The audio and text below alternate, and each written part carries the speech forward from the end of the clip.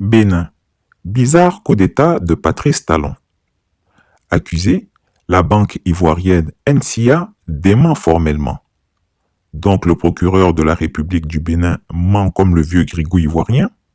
Dans la nuit du 23 au 24 septembre 2024, un peu après 1h du matin, l'ancien ministre des Sports, M. Oswald Romeki, a été interpellé au moment où il transmettait 6 sacs remplis de billets de banque au commandant de la garde républicaine. Des premières investigations.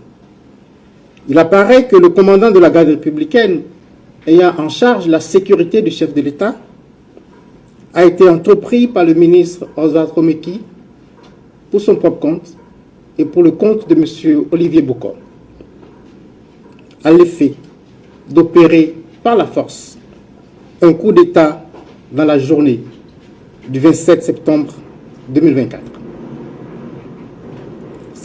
C'est dans ce cadre que dès le 6 août, les intéressés ont ouvert un compte bancaire dans le livre de la NCA Banque Côte d'Ivoire au profit du commandant de la garde républicaine. Et la preuve de l'ouverture du compte a été transmise aux bénéficiaires avec un solde initial de francs CFA 105 millions. Pour achever de vaincre la résistance du commandant de la garde républicaine, ils lui ont promis et remis le 24 septembre 2024 en espèces une somme de francs CFA 1,5 milliard. Et cette somme est décomptée en 129 lots de 10 millions constitués de billets de 10 000 francs et 42 lots de 5 millions constitués de billets de 5 000 francs. Cette somme qui aurait été mobilisée par M. Olivier Bokor a été chargée dans un véhicule de type 4x4 de marque Toyota Prado appartenant à M. Oswald Romeki et muni d'une fausse immatriculation. C'est à l'occasion de la remise du dit véhicule et de la somme de 1,5 milliard de francs CFA que la brigade criminelle a procédé à l'interpellation de M. Oswald Romeki et du commandant de la garde républicaine. Dans l'heure qui a suivi, M. Olivier Bokor a été également interpellé par les éléments de la brigade criminelle. L'enquête en cours s'attelle à identifier toutes les personnes impliquées dans ces faits. Je ne manquerai pas, s'il y a lieu, de revenir vers vous pour vous donner de plus amples informations sur l'évolution de cette procédure. Je vous remercie. Hier, mercredi 25 septembre 2024, sans deviner la suite des événements, je vous avais prévenu. Cette histoire de coup d'État déjoué au Bénin sentait l'arnaque à plein nez. Voici ce que j'ai publié. Attention, vigilance. Prétendue tentative de coup d'État au Bénin. À la demande de mes abonnés, je fais cette note rapide. Je n'ai pas encore enquêté sur le Bénin, mais une lecture en diagonale des faits allégués éveille ma méfiance. Je n'ai absolument pas confiance en Patrice Soulier-Talon. Cette affaire me semble être un piège soigneusement mis en scène.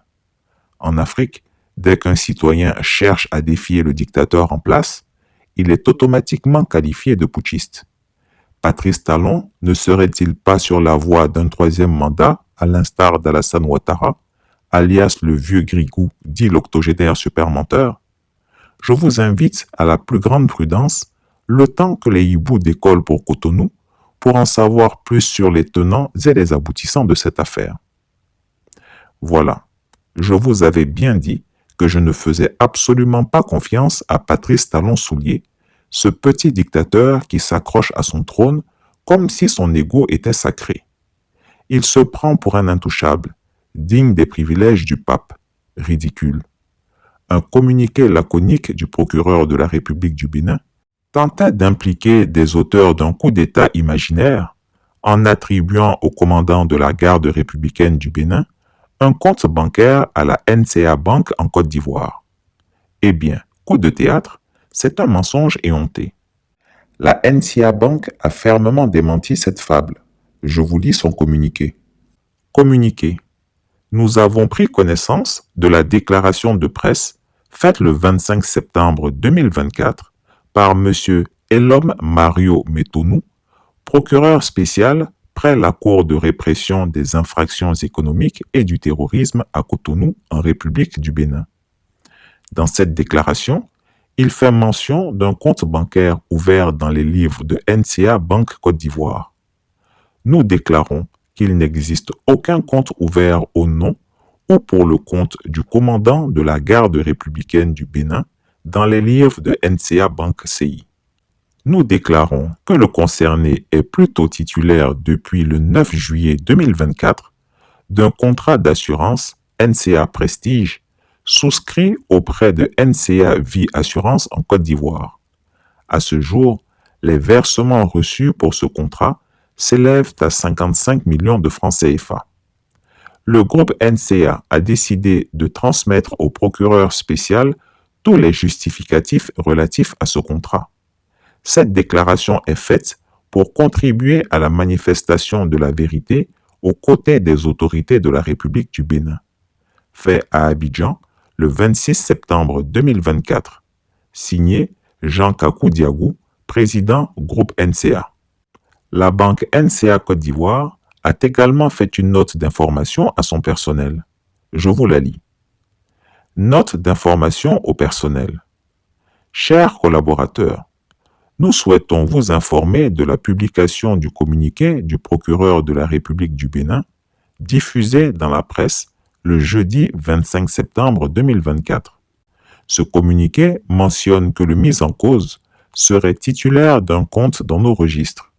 Après vérification, nous tenons à vous rassurer qu'il s'agit d'une erreur manifeste, car aucun compte n'a été ouvert au nom ou pour le compte du mis en cause dans les livres de la NCA Banque Côte d'Ivoire. Nos avocats ont été saisis et un courrier sera adressé au procureur de la République afin de rectifier cette information erronée et confirmer qu'aucun compte n'existe dans nos registres au nom de la personne citée. Pour tout besoin d'informations complémentaires, veuillez prendre contact avec la direction marketing et communication. Signé la direction générale NCA Banque Côte d'Ivoire. Patrice Talon et son procureur ont voulu nous berner, mais ils ont été pris en flagrant délit de manipulation. Et pourquoi tout ce cinéma? Simple. L'apprenti dictateur Patrice Talon cache mal son intention de briguer un troisième mandat à Cotonou. Pour parvenir à ses fins, il a besoin de boucs émissaires, de faux coupables pour justifier ses manœuvres sordides. C'est une tactique usée jusqu'à la corde, un schéma connu de tous et devinez de qui il a appris ses méthodes. Du maître en la matière, Alassane Dramane Ouattara, expert en criminalisation de ses opposants. Chris Yapi ne ment pas. Retrouvez Chris Yapi sur ses deux chaînes YouTube, sa chaîne Dailymotion, Instagram et VK.